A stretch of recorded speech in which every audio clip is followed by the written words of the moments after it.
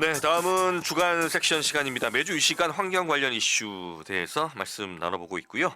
부산 기장구를 중심으로 최근에 산업 폐기물 매립장 건설을 둘러싼 갈등이 격화되고 있다고 합니다. 업체 측은 매립시설 포화로 인한 폐기물 대란을 우려하면서 신규 시설이 꼭 필요하다 그렇게 주장을 하고 있고, 주민들은 환경 파괴를 이유로 강력히 반대를 하고 있습니다.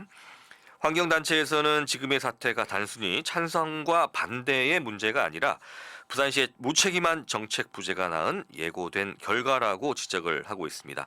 관련해서 노현석 부산환경운동연합 협동사무처장과 말씀 나눠보도록 하겠습니다. 노현석 처장님 안녕하십니까? 네, 안녕하십니까. 네, 최근 기장군 산업 폐기물 매립장 논란이 연일 보도되고 있는데 언론에서는 당장 매립장이 부족해서 대란이 일어날 것처럼 보도를 하고 있습니다.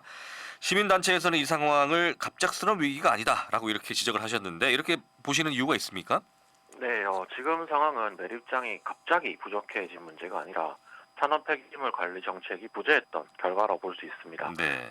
부산의 산업 폐기물 발생량과 매립시설 포화 문제는 이미 예측 가능한 것이었지만 그동안 이제 발생량 관리라든지 중장기 계획 없이 민간 시설 확장에만 이제 의존해 왔습니다. 네. 그러다 보니까 결국 이제 관리가 없었던 이런 구조가 지금의 갈등으로 드러난 것이고, 이런 방식이 계속된다면 갈등은 다른 지역으로까지 반복될 수밖에 없습니다. 네, 이번 갈등의 핵심이 매립장 입지 문제가 아니라 정책 방향의 문제라고 강조를 하고 계신데 부산시가 그동안 폐기물 처리 정책에 있어서 어떤 부분을 좀 놓쳤다고 보십니까?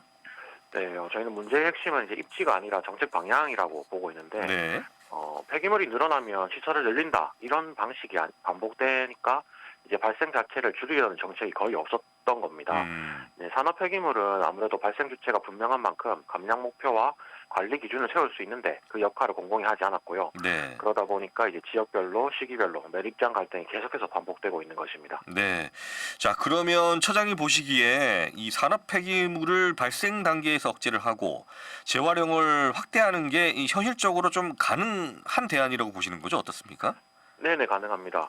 우선 아까 제가 앞서 설명드렸듯이 그 산업 폐기물은 생활 폐기물보다 발생 주체가 이제 명확합니다. 네. 그래서 이제 관리 정책을 설계하는 게 다른 폐기물 처리보다는 어렵지 않습니다. 문제는 이제 기술이 아니라 정책 의지라고 봐지는데, 매립장을 계속 늘리는 방식은 비용과 지역 갈등, 환경 부담을 동시에 키우는 구조입니다. 그래서 장기적으로는 발생 자체를 줄이는 것이 가장 현실적인 해결책이 될 수 있습니다. 네. 현재 부산의 산업 폐기물 처리는 상당 부분 민간 업체에 의존을 하고 있는 그런 구조인데 이런 민간 중심의 처리 체계가 장기적인 수급 관리나 이 사회적 갈등 해결에 어떤 걸림돌이 되고 있지 않습니까? 어떻게 보시나요?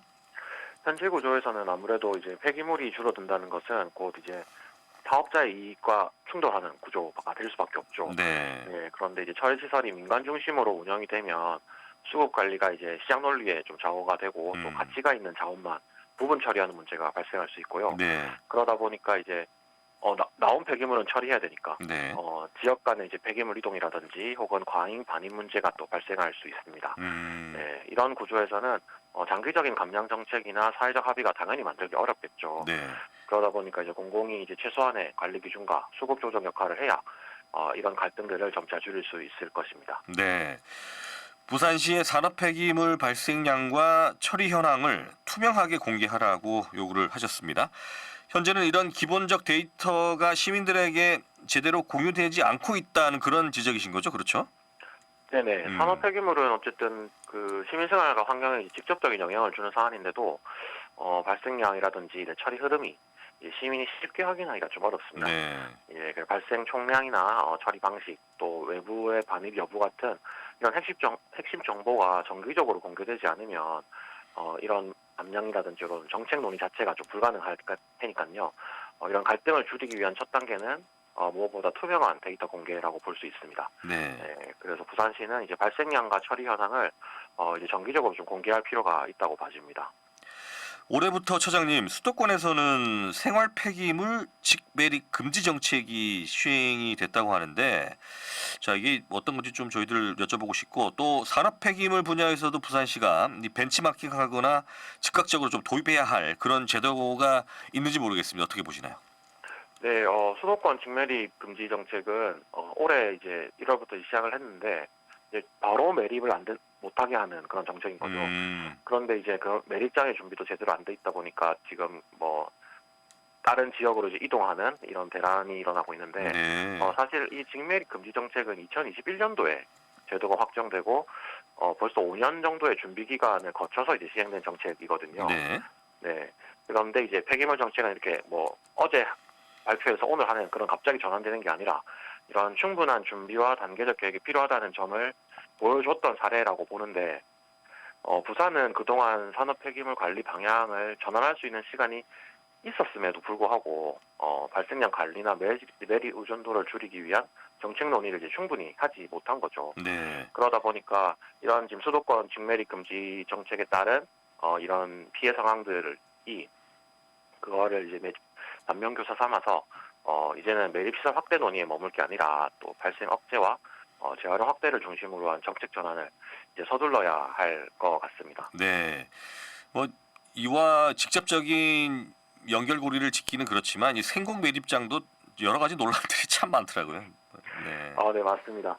거기도 아무래도 공공의 영역보다 민간의 영역이 조금 더 크다 보니까 네. 부산의 대부분의 이제 폐기물들이 그걸로 이동을 하는데 거기는 갈등 문제도 되게 많이 있었고 네. 폐기물 문제뿐만 아니라 주민 그렇죠. 갈등 네. 이런 것도 아주 오랜 시간 동안 계속 지속되어 있었습니다. 네, 이게 산업 폐기물도 똑같은 것 같아요. 이 매립장 문제 그렇죠? 네, 맞습니다. 여러 가지로 그런 큰 틀에서 지적들을 하시고 있는데 공공 책임 기반의 관리 체계 구축을 강력히 주문을 하셨습니다. 쓰레기 처리를 시장 논리에만 맡기지 말자, 뭐 그런 취지로 봐야 되죠. 어떻습니까?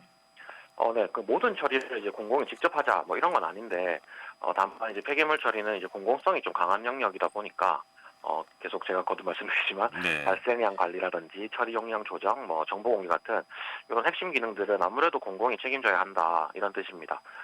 지금처럼 시장일만 계속 맡기게 되면 이제 이득에 따라서 움직이다 보니까 이제 갈등은 계속해서 반복될 수밖에 없습니다. 네. 오늘 말씀은 여기서 정리를 하고요. 산업 폐기물 문제 저희들 계속해서 짚어보는 시간 갖도록 하겠습니다. 오늘 말씀 고맙습니다, 처장님.